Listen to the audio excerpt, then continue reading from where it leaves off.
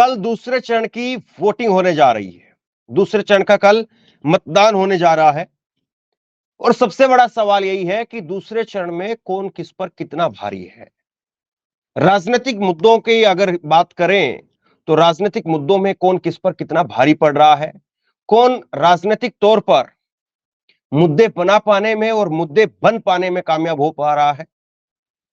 पहले चरण के मतदान के बाद में नरेंद्र मोदी जी का एक भाषण आया और उस भाषण में मुसलमान, मंगलसूत्र, तमाम चीजों का जिक्र हुआ और लोगों ने मान लिया कि दूसरे चरण का जो एग्जिट पोल है वो पहले चरण का जो एग्जिट पोल है वो बता रहा है कि बीजेपी के पक्ष में पहला चरण नहीं गया है। लोगों ने ये मान लिया। लेकिन अब सवाल ये है कि दूसरे चरण से पहले, दूसरे चरण की वोटिंग से पहले लोगों में चुनाव को लेकर के अब रुझान क्या है और लोगों के मुद्दे क्या हैं। कल 12 राज्य और एक केंद्र शासित प्रदेश, इनकी 89 सीटों पर वोटिंग होनी है। 89 में से एक सीट पर मध्य प्रदेश में एक बीएसपी के उम्मीदवार है, उनकी निधन हो गया, इसलिए 88 सीटों पर कल वोटिंग होगी और ये 88 सीटें बहुत खास है। दूसरे चरण का मतदान तकरीबन तकरीबन आप मान करके चलिए कि पहले चरण में 102 सीटें और अब जो है वो 88 सीटें, तो करीब करीब 200 सीट फाइनल हो जाएंगी। और इस 200 सीट में पिछली बार की अगर मैं आपको आंकड़े बताऊंगा तो आप हैरान रह जाएंगे कि पिछली बार ये 200 सीट ऐसी रही जहां पर 50-50 का तकरीबन आंकड़ा था। कल जो मतदान होने वाला है, कल मतदान में केरल की 20 सीटों पर वोटिंग होगी, कर्नाटका की 28 में से 14 सीटों पर वोटिंग होगी, राजस्थान की जो 13 सीटें बची हुई हैं उन पर वोटिंग होगी। 12 सीटों पर पहले चरण में मतदान हो चुका है।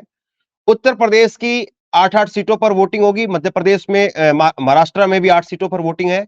मध्य प्रदेश में 7 सीटों पर, असम में और बिहार में 5-5 सीटों पर मतदान होगा। छत्तीसगढ़ और पश्चिम बंगाल की 3-3 सीटें हैं। मणिपुर, त्रिपुरा, जम्मू कश्मीर में एक एक सीट पर मतदान होगा। मणिपुर में एक सीट पर मतदान इसलिए हो रहा है क्योंकि पिछली बार भी एक सीट पर मतदान हुआ था और अब की बार फिर से एक सीट पर मतदान हो रहा है क्योंकि वहां पर स्थिति ऐसी है। मोदी सरकार भले ही जो है वो वार रुकवादी तमाम बातें कहे, लेकिन मणिपुर में एक सीट पर 2 चरण में, अलग अलग चरण में वोटिंग हो रही है। गौर करने वाली बात है, 2 सीटें कुल है मणिपुर के अंदर, लेकिन पहले चरण में भी एक सीट पर मतदान हुआ और कल भी एक सीट पर मतदान दोबारा से हो रहा है और एक सीट पर फिर से मतदान अभी होगा। तो देखिए, छोटा सा राज्य है, 1 साल से जल रहा है और 3 चरणों में वहां पर मतदान हो रहे हैं। 2 सीटें हैं लोकसभा की, कायदे से एक दिन में हो जाना चाहिए। और वन नेशन वन इलेक्शन की बात करने वाली पार्टी कहां तक इस पर जवाब देगी, तो तमाम सारी बातें हैं। पिछली बार की अगर बात करें तो मैं फटाफट आपको आंकड़े दे देता हूं। पिछली बार जो ये 89 सीटें हैं, 89 सीटों में से बीजेपी को 50 सीटें और एनडीए के सहयोगी दलों ने 8 सीटें जीती थी। कांग्रेस के खाते में 21 सीट आई थी और अन्य के खाते में 9 सीटें गई थी। और चुनाव आयोग के मुताबिक 1100 के करीब कैंडिडेट जो है मैदान में है, जिसमें से 1000 के करीब पुरुष हैं और 100 के करीब महिलाएं हैं। तो ये तो आंकड़े हैं जो मैंने आपको बताए हैं और इन सब पर बात करेंगे। मेरे साथ स्क्रीन पर आप देख रहे हैं भूपेंद्र रावत है, परिचय के मोहताज नहीं है, हमारे पुराने साथी हैं और एक लंबे वक्त के बाद में आज जो है मुलाकात हुई है। मैंने कहा कि जरा लोगों के बीच में आप घूमते रहते हैं, सामाजिक मुद्दों पर आप मुखर रहते हैं, तो आप इसे समझा जाए कि दूसरे चरण के मतदान से पहले क्या कुछ जो है वो लोगों का रुझान है और इसी पर जो है हम लोग चर्चा करने वाले हैं। आप दर्शकों को मेरी आवाज सही से मिल पा रही है क्या, एक बार मुझे कंफर्म भी करा दें। और भूपेंद्र जी, आपकी आवाज एक बार आप तक हेलो। मेरी आवाज आ रही है? बिल्कुल, बहुत बढ़िया आ रही है। मेरी आवाज आ रही शुक्रिया, है? शुक्रिया, आ रही है आपकी आवाज। तो सबसे बड़ा सवाल ये है भूपेंद्र जी, मैं आपको चर्चा में लाऊं उससे पहले एक जो है वो दर्शकों के लिए मैं जानकारी दे दूं कि आज चुनाव आयोग ने नोटिस भेजा है। जिस पहले चरण के मतदान के बाद में रविवार को प्रधानमंत्री नरेंद्र मोदी का बांसवाड़ा के अंदर जो भाषण हुआ, जिसमें मुसलमान, मंगलसूत्र, घुसपैठिया, ये सारे शब्दों का इस्तेमाल देश के प्रधानमंत्री ने किया और आज उसको लेकर के रविवार के बाद, रविवार गया, रविवार के बाद सोमवार, मंगलवार, बुधवार और आज बृहस्पतिवार, 5 दिनों के बाद आज चुनाव आयोग को लगा कि आज शायद कुछ अच्छा मुहूर्त है, आज नोटिस भेजा गया। लेकिन गजब की बात यह रही कि नोटिस भी प्रधानमंत्री को नहीं गया। नोटिस गया तो वो भी नोटिस गया जेपी नड्डा को। अब करे कोई भरे कोई, गजब है। और ऐसे में प्रधानमंत्री ने बयान दिया है तो जेपी नड्डा को नोटिस क्यों? और इसके साथ साथ बैलेंस करने के लिए राहुल गांधी को भी नोटिस भेज दिया। और राहुल गांधी को नोटिस किस बात के लिए भेजा है? बीजेपी के नेताओं ने, कार्यकर्ताओं ने राहुल गांधी की एक स्पीच को लेकर के शिकायत की थी। और स्पीच में राहुल गांधी ये कह रहे थे कि BJP one nation one election की बात करती है। केरल में उन्होंने वो स्पीच दी थी। BJP one nation one election की बात करती है, लेकिन तमिलनाडु के लोग अपनी बात करेंगे, केरल के लोग अपनी बात करेंगे, तो ऐसे में वन नेशन वन इलेक्शन कैसे संभव है? अब इसमें क्या आपत्तिजनक है? एक उम्मीदवार कम से कम ये तो पूछ ही सकता है दूसरी पार्टी से, इसमें कौन सा भड़काऊ है, इसमें कौन सा मुसलमान है, इसमें कौन सा मंगलसूत्र की बात कर रहे थे। तो ये सारी बातें हैं। अब भूपेंद्र जी, बगैर कोई और लंबी चौड़ी भूमिका के और बगैर आंकड़ों के, मैं सीधे आपके पास में आना चाहूंगा और आप बताइए कि क्या रुझान आपको लग रहा है, लोगों का क्या रुझान जो है वो आपको दिखाई दे रहा है? पहले चरण का मतदान हुआ और उसके बाद में कहा लोगों ने कि एग्जिट पोल नरेंद्र मोदी के भाषण ने दे दिया, और अब दूसरे चरण के मतदान के बाद जो मोदी जी का भाषण होगा उसको लोग सुनने के लिए बेताब है, क्योंकि मोदी के भाषण से एग्जिट पोल पता चल रहा है। क्योंकि मोदी के भाषण में अगर और तलखी तो मतलब नुकसान ज्यादा है, और अगर तलखी कम तो नुकसान में कुछ भरपाई हुई है। आपको क्या अनुमान लग रहा है, कौन से मुद्दे जो है बना पा रहे हैं? राहुल गांधी लगातार कह रहे हैं कि जातीय जनगणना, महिलाओं को जो है वो 1 लाख रुपए देंगे, युवाओं को अप्रेंटिस देंगे। मोदी जी जो है वो रोजगार पर, महंगाई पर बोल नहीं पा रहे हैं। मुसलमान और मंगलसूत्र पर पूरा जोर है। आप बताइए। मैं आपके ऑनलाइन इंडिया के दर्शकों को बताना चाहता हूं, धर्मेंद्र जी, मैं सौभाग्य की बात है कि आपने मुझे ऐसे मौके पर बोलने का समय दिया। मैं बहुत चिंतित था। हम लोग 3 दशक से ज्यादा लंबे समय से सामाजिक सरोकार पर हम भी मानते थे कि देश में अन्याय हो रहा है गरीबों के साथ, उनके साथ न्याय का कोई रास्ता निकलना चाहिए। हम सब लोग निरंतर मनरेगा की मजदूरी को बढ़ाने की बात करते रहे। एमएसपी की गारंटी की मांग को लेकर 750 किसानों ने हमारे देश में शहादत दी है। हमारे देश की सेना को चीन के साथ मिलकर कमजोर करके अग्निवीर में तब्दील करके जो षड्यंत्र किया गया था, उस अग्निवीर व्यवस्था को खत्म किया जाना चाहिए। हमारे देश में अप्रेंटिसशिप करने वाले गरीब बच्चे, उनको कोई आर्थिक मदद होनी चाहिए ताकि वो अपने पैरों पर खड़े हो सके। हमारे देश के अंदर करोड़ों बेरोजगार है, पूरी तैयारी करते हैं वो नौकरी के लिए। 30 लाख लोगों को नौकरी का अवसर मिलना है। तो मैं आपके माध्यम से कहना चाहता हूं कि कांग्रेस के घोषणा पत्र से पहले पहले तो देखिए ये चुनाव, यकीनी तौर पर मैं बहुत चिंतित था। मैं ये मान रहा था, मुझे बहुत चिंता थी इस बात की कि इतना बेहतर घोषणा पत्र हमारे देश में इंडिया गठबंधन की सरकार बनते ही 30 लाख बेरोजगारों को सरकारी पक्की नौकरी दी जाएगी, जो वैकेंसी जो खाली है वो नियुक्तियां होंगी। हमारे देश में मनरेगा के मजदूरों को 400 रुपए रोजाना की मजदूरी दी जाएगी। हमारे देश में जब अदानी और अंबानी जैसे तमाम जो धनवान है उनका 16 लाख करोड़ रुपए का कर्ज माफ किया जा सकता हो और गरीबों को 5 किलो राशन में टरकाया जाता हो, तो गरीब परिवारों का, एक एक गरीब परिवार का हमारे देश में तमाम, जिसको जिसको नरेंद्र मोदी जी उल्टे तरीके से कहते हैं कि जांच पड़ताल करके जो निर्धन लोग हैं, जो 81-82 करोड़ लोग आज 5 किलो अनाज पर निर्भर है जिंदा रहने के लिए, ऐसे परिवारों की मुखिया महिला को 1-1 लाख रुपए दे करके वो अपने पैरों पर खड़ा हो सके वो परिवार, इसके लिए कांग्रेस का जो घोषणा पत्र आया है, हमारे देश में एमएसपी की गारंटी और किसानों कर्ज माफ का घोषणा पत्र, ये जनता तक पैसे पहुंचेगा कैसे? कांग्रेस के पास संसाधन नहीं है। लेकिन मैं बधाई देना चाहता हूं हमारे देश में महान महामानव माननीय नरेंद्र मोदी जी को, जो शुरुआत में भाजपा की बजाय आप देखें उन्होंने कहा मोदी का संकल्प पत्र, मोदी वर्सेस।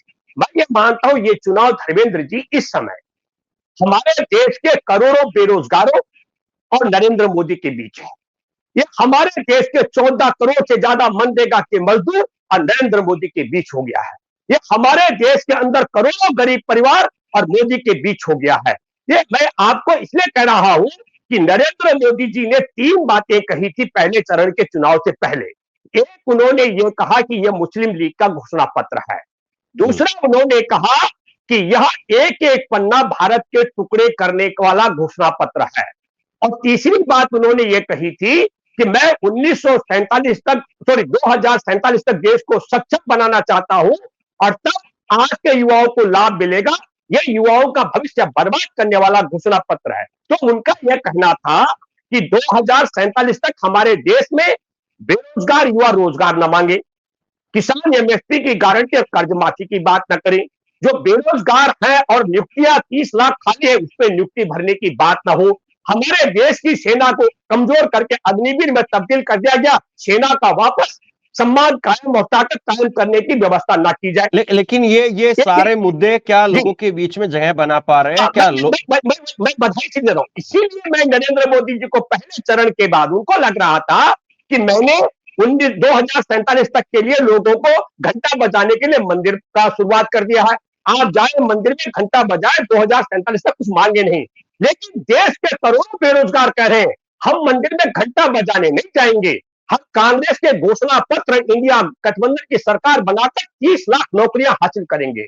हमारे देश में एमएसपी की गारंटी के लिए शहादत देने वाले किसान कह रहे हैं हम किसी भी कीमत पर मंदिर में घंटा बजाने नहीं जाएंगे, बल्कि हम कर्ज माफी और एमएसपी की गारंटी के लिए इंडिया गठबंधन की सरकार बनाएंगे। हमारे देश में 5 किलो राशन पर जिंदा रहने वाले गरीब कह रहे हैं हम 5 किलो राशन को ठोकर मारेंगे, हम 1 लाख रुपए सालाना के जो नियम लाने वाली है, जो कानून बनाने वाले इंडिया गठबंधन की सरकार, हम उसको चिताने का काम करने वाले हैं। हमारे देश में लाखों, धर्मेंद्र जी आप हम जानते हैं, लाखों युवा फौज में जाने के लिए भर्ती के लिए कसरत करता है, वो सब उनके परिवार और जो सेना में है वो सेना का सम्मान और सेना में पहले की तरह जल सेना, वायु सेना, थल सेना में भर्तियां होंगी, पक्का सैनिक बनेगा देश का युवा। तमाम सैनिकों की सेना में भर्ती होने वाले करोड़ों युवा सेना में भर्ती होने के लिए, अग्निवीर को खत्म कराने के लिए वोट देने वाले हैं। हमारे देश के अंदर अप्रेंटिसशिप करने के लिए गरीबी मजबूरी में जो नहीं कर पाते हैं वो सब युवा अपने पैरों पर खड़ा होने के लिए इंडिया गठबंधन। लेकिन मोदी का 400 पार का नारा सुनाई नहीं दे रहा, वो लाइन सुनाई नहीं दे रही है। आ रहा हूं। जो पहले चरण के 102 को मैं नरेंद्र मोदी नहीं हूं, है ना, मैं भूपेंद्र रावत जो कंक्रीट बात कर सकता हूं। धर्मेंद्र जी आप नोट कर लीजिए, मैं आज से 1.5-2 महीने थोड़ा सा ठीक करेंगे आवाज। आपका जो आखिरी शब्द है हर शब्द में थोड़ा सा वो जा रहा है। मैं जो है एक बात आपको कहना चाहता हूं कि मैंने पहले आकलन किया कि जिस तरीके के राहुल गांधी ने कश्मीर, कन्याकुमारी से कश्मीर तक की यात्रा और मणिपुर से महाराष्ट्र तक की यात्रा की है, यकीन मानेंगे हमारे बिल्कुल राहुल गांधी करोड़ों लोगों को मिले हैं। राहुल तो बहुत सच्चे व्यक्ति हैं, कहते हैं मुझे लाख लोग मिले हैं, लेकिन करोड़ों लोगों से इस संपर्क, करीब 11,000 किलोमीटर की यात्रा में करोड़ों लोगों के साथ जो संवाद हुआ, उससे जो ये अमित निकला है जिसको नरेंद्र मोदी जी कह रहे हैं कि मुस्लिम लीग का घोषणा पत्र है, तब मैं ये कहना चाहता हूं, बधाई इस बात की दे रहा हूं राहुल गांधी की उस यात्रा को और इस न्याय योजना को कि इसके खिलाफ बोल करके नरेंद्र मोदी जी ने इसको घर घर पहुंचा दिया।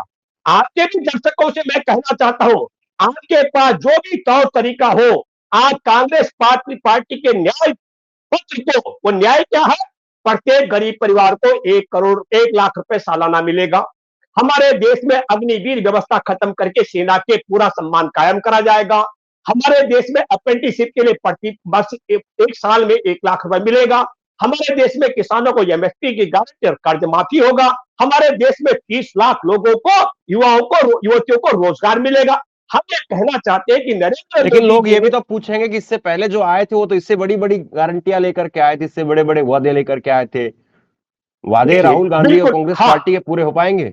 अच्छा, अब मैं आप बताता हूं, जो मनरेगा लेकर आए हैं, मैं मनरेगा के 14 करोड़ ज्यादा जो मजदूरी करने वाले माँ बहन हमारे युवा हैं, हम उसमें महिलाओं की बड़ी संख्या है, मैं मनरेगा के मजदूरों को आपके इस प्लेटफॉर्म पर वचन दे सकता हूं, कांग्रेस के न्याय पत्र की तरफ से, राहुल की साहब जी की तरफ से मैं वचन देता हूं कि आपकी जो रोजाना की मजदूरी है मनरेगा में 400 रुपए कर दी जाएगी। जो मनरेगा लाए हैं, जो मनरेगा लाए धर्मेंद्र जी, वो मनरेगा के मजदूरों को 400 की मजदूरी देंगे, ये मैं दावे के साथ कह सकता हूं। यानी जो मनरेगा लाए हैं वो मजदूरी भी लाएंगे, मजदूरी भी देंगे पूरी, और कांग्रेस मनरेगा लेकर आई थी। जब हम मनरेगा की बात कर रहे थे तब भाजपाई लोग हमारे, मैं आपको एक और बात बताता हूं, आपका जो थोड़ा तौर तरीका है, लेकिन मैं आपको एक बात बताना चाहता हूं आपके माध्यम से कि आपको समझना पड़ेगा, जो नरेंद्र मोदी पहले मंदिर पर और तमाम अपने अपने ही चेहरे पर चुनाव लड़ रहे थे, पहले चरण के 102 सीटों पर मतदान के बाद नरेंद्र मोदी ने जिस तरीके से हमारे देश में हिंदू मां बहनों का मंगलसूत्र छीन करके लूट करके कांग्रेस मुस्लिम महिलाओं को दे देगी, ये बात क्यों चलाई? क्योंकि अब नरेंद्र मोदी जी ये समझ चुके हैं कि देश के 14 करोड़ से ज्यादा परिवार मनरेगा से जुड़े हैं, उनका वोट 400 रुपए रोज की मजदूरी पर पड़ने वाला है, वो 5 किलो अनाज के लिए रुकने वाले नहीं है। जो करोड़ों बेरोजगार घूम रहे रोजगार के तड़प रहे हैं, राहुल गांधी ने 2 करोड़ रोजाना हर साल रोजगार की बात नहीं की है, जो आपका सवाल है। और मैं आपके दर्शकों से कहना चाहता हूं, राहुल गांधी कोई नई वैकेंसी नहीं दे रहे। हमारे देश में सरकारी जो रिक्त वैकेंसियां हैं, पढ़ा लिखा युवा तबका समझता है, 29 लाख नियुक्तियों की बात राहुल गांधी ने की है हमारे देश के अंदर। मैं आपके माध्यम से कहना चाहता हूं, मुझे तो लगता है भूपेंद्र जी, मुझे तो लगता है कि SC ST OBC की जितनी महिलाएं हैं जी, वो बेचारी आज इस हालत में भी नहीं होंगी, करोड़ों महिलाएं, कि असली सोने का तो मंगलसूत्र पहन पाए। मुझे लगता है कि जो गरीब महिलाएं हैं, कम से कम जिनके खाने के 2 वक्त के लाले पड़े हुए हैं, तो वो बेचारा कहां मंगलसूत्र के बारे में सोचेगा, जो सारा दिन कुदाल बजा रहा है। नहीं, सवाल धर्मेंद्र जी, ये वाला जो शब्द आपने कहा, असल में नरेंद्र मोदी जी के विषय में दुनिया जानती है। उन्होंने अग्नि के 4 फेरे लगाए थे, 7 फेरे लगाए जसोदा बेन के, उनके गले में मंगलसूत्र बांधा था। यकीन मानिए, एकमात्र मंगलसूत्र नरेंद्र मोदी जी ने अपने जीवन में बांधा, जसोदा बहन निर्दोष महिला को त्याग दिया, उसका सम्मान नहीं किया। चलिए, हम व्यक्तिगत ना भी हो तो भी मतलब कम से कम ये तो जरूर है कि मैं आ रहा हूं। दूसरी महत्वपूर्ण बात, हमारे देश की खुफिया एजेंसी की रिपोर्ट, आपके साथ मैं पहले बात कर चुका था, खुफिया एजेंसी की रिपोर्ट थी पुलवामा को लेकर, जवानों की हत्या को लेकर। 40 जवानों की जब हत्या हुई तो उन 40 जवानों की धर्मपत्नियां, उनके गले का मंगलसूत्र अगर किसी ने लुटवाया है तो नरेंद्र मोदी जी ने लुटवाया है। मैं फिर एक बात कहना चाहता हूं, देश पर कुर्बान किया है। सोनिया गांधी जी का मंगलसूत्र देश पर कुर्बान हुआ है, जिस परिवार पर ने। और आखिरी एक और महत्वपूर्ण बात, 55 साल का ट्रैक रिकॉर्ड उठाकर देखिए, हो ये रहा है, जब नरेंद्र मोदी जी भारत के बंदरगाह, एयरपोर्ट, रेलवे, हथियार बनाने के कारखाने, अनाज के गोदाम अदानी को दे देंगे तो देश में किसी का मंगलसूत्र खतरे में नहीं पड़ता है। मैं एक सवाल आपसे ये भी करूंगा कि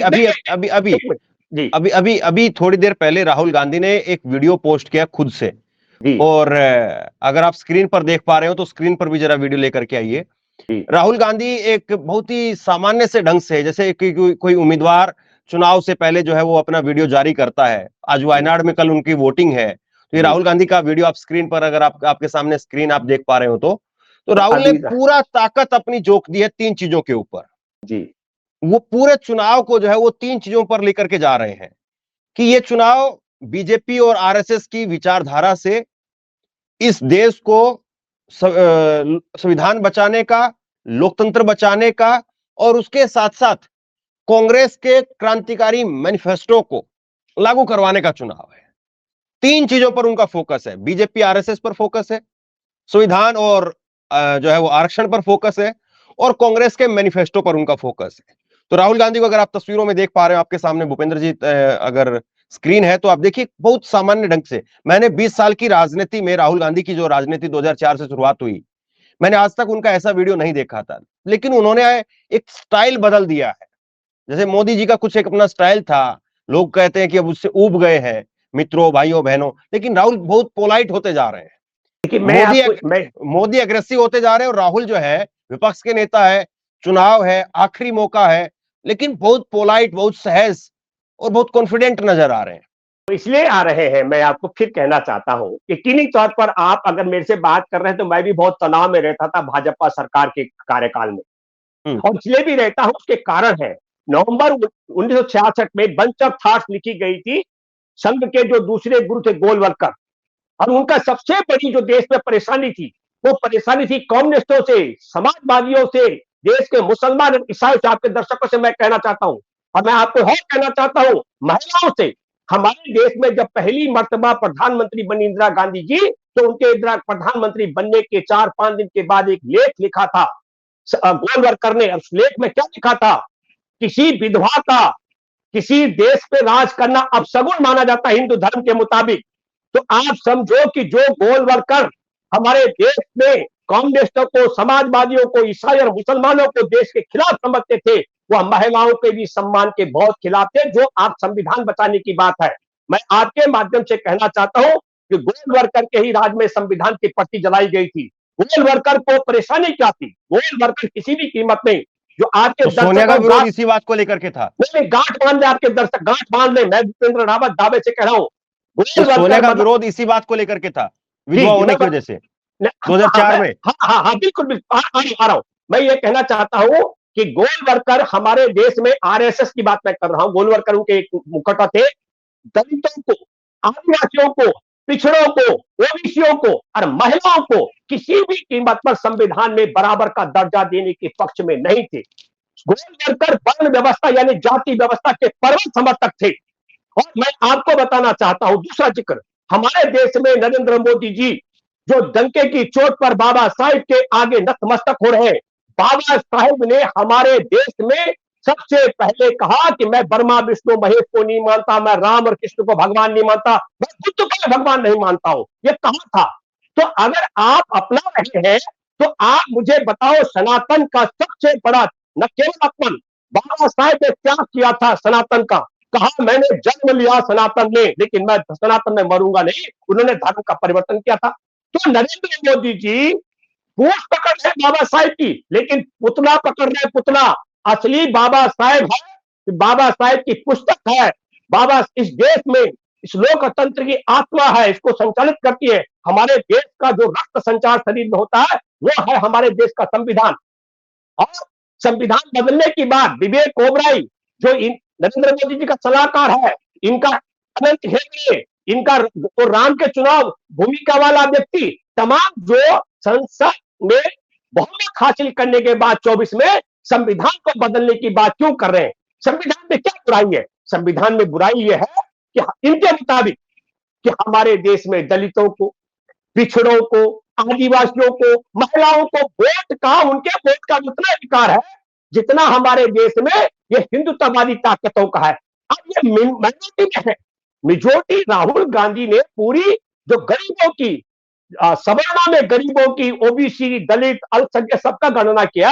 ये 10/90 का चुनाव है। लेकिन एक बड़ी बात आपके दर्शकों से मैं कहना चाहता हूं कि संविधान से अगर नरेंद्र मोदी जी को प्रेम है तो विवेक ओबराय, अनंत हेगड़े, वो गोविल और तमाम लोग आज भी इनके साथ क्यों है?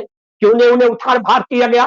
तो ये क्या करते हैं, जैसे इन्होंने पूरी जगह राम मंदिर चिल्ला रहे थे, लेकिन जम्मू में जाकर मोदी जी ने कहा कि राम मंदिर चुनाव का एजेंडा नहीं है। तब मैं आपके माध्यम से कहना चाहता हूं कि संविधान भी खतरे में, लेकिन मैं बहुत निश्चिंत हूं। मैं ये मान चुका हूं, मैं दोबारा से रिपीट कर रहा हूं कि देश का मतदाता किसान एमएसपी की गारंटी कर्ज माफी के लिए वोट दे रहे हैं। महिलाएं, गरीब परिवार, पूरे गरीब परिवार 1 लाख रुपए सालाना लेने के लिए वोट दे रहे हैं। हमारे देश के करोड़ों बेरोजगार 30 लाख नियुक्तियों के लिए वोट दे रहे हैं। जो लाखों लाख युवा सेना में भर्ती हो रहे हैं अपनी नीट व्यवस्था को खत्म करने के लिए, और अप्रेंटिसशिप करने वाले युवा युवतियां। और मैं आपको दावे के साथ मैं कह सकता हूं, हमारे देश में मैं बहुत हैरान हूं धर्मेंद्र जी कि हमारे देश में हर कोई अपने पोता पोती, धोता धोती, बेटा बेटी को पढ़ा लिखा कर डॉक्टर मनमोहन सिंह की तरह विद्वान बनाना चाहता है। और हमारे देश में जो मोदी जी को किसने पढ़ाया, किसने डिग्री दी, किससे डिग्री ली, किसी को जानकारी नहीं है। लेकिन वो गुणगान मोदी जी का गा रहा है। ये बड़ा विचित्र स्थिति मुझे लगता है शिक्षा को लेकर। मैं ये मानता हूं दर्शकों से, वो भी देश के नागरिक है, मेरी उनसे कोई नाराजगी नहीं है, पर मैं चाहता हूं कि अगर आप अपने बच्चों को अर्थशास्त्री, पढ़ा लिखा विद्वान बनाना चाहते हैं मनमोहन सिंह जी की तरह, मैं उनसे जिक्र क्यों कर रहा हूं? जिस समय देश का विभाजन हुआ, पाकिस्तान से भारत आया, उनके पास घर भी नहीं था रहने के लिए, लेकिन उन्होंने भीख नहीं मांगी, उन्होंने पढ़ाई की। और नरेंद्र मोदी जी के पिताजी के पास बोलते हैं कि एक चाय की दुकान भी थी, हर 40 साल तक भीख मांगे हैं। तो देश के वासियों को तय करना पड़ेगा। अब समय आ गया है कि आपके पास घर भी था, द्वार भी था, दुकान भी थी, तो पेट पालने के लिए 40 साल भीख मांगनी पड़ी। और दूसरे मनमोहन सिंह जिनके पास न घर था, न द्वार था, न कुछ था, मैं आपको बताना चाहता हूं, माननीय प्रधानमंत्री मोदी जी मुख्यमंत्री की हैसियत जापानी पार्क दिल्ली में भाषण दे रहे थे। उस दिन ओबामा के साथ बैठे थे मनमोहन सिंह जी, और वो तो कह रहे थे यहाँ भारत में तो गिड़ा रहे पैर पकड़ करके पैरों पे, लेकिन ओबामा ने प्रोटोकॉल तोड़ा था मनमोहन सिंह जी का स्वागत करने के लिए। एक रेखा होती है जिससे पार वो रिसीव करने गए और जहां तक छोड़ने गए, तो अंतरराष्ट्रीय ताकत अमेरिका का राष्ट्रपति ने प्रोटोकॉल क्यों तोड़ा? तो ओबामा जी का जवाब था कि जब मैं छात्र जीवन में था, मैंने डॉक्टर मनमोहन सिंह की लिखी हुई पुस्तकें पढ़ी हैं।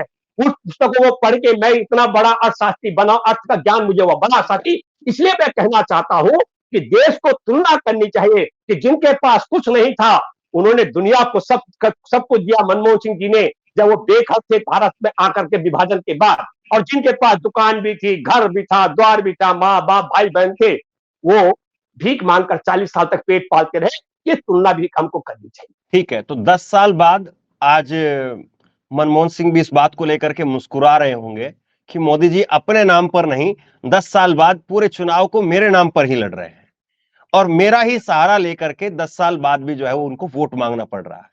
तो बहरहाल कल वोटिंग है और जहां तहां संभव हो पाएगा मैं ग्राउंड रिपोर्टिंग के जरिए भी आपको दिखाऊंगा, अलग अलग लोकसभाओं में मेरी उपस्थिति रहेगी। एक और टिप्पणी भी है जाते जाते मोदी जी के लिए, मोदी जी जाने वाले जाते जाते उनके लिए टिप्पणी है कि देश के पहले प्रधानमंत्री नेहरू जी देश के 16वें प्रधानमंत्री नरेंद्र मोदी जी को विदाई के समय तक भी काम नहीं करने दे रहे। ये बहुत चिंता की बात है। चलिए, तो अब सवाल यही है कि लोग कितना जो है वो इन मुद्दों को समझ पा रहे हैं, कितना मनमोहन सिंह का जो जिक्र हो रहा है मौजूदा समय के अंदर, देश का युवा क्या आज इस बात को नहीं पहचान पा रहा है कि 10 साल की सरकार मोदी जी की और वोट मांगे जा रहे हैं मनमोहन के नाम पर कि मनमोहन सिंह ने ऐसा कहा था, वैसा कहा था।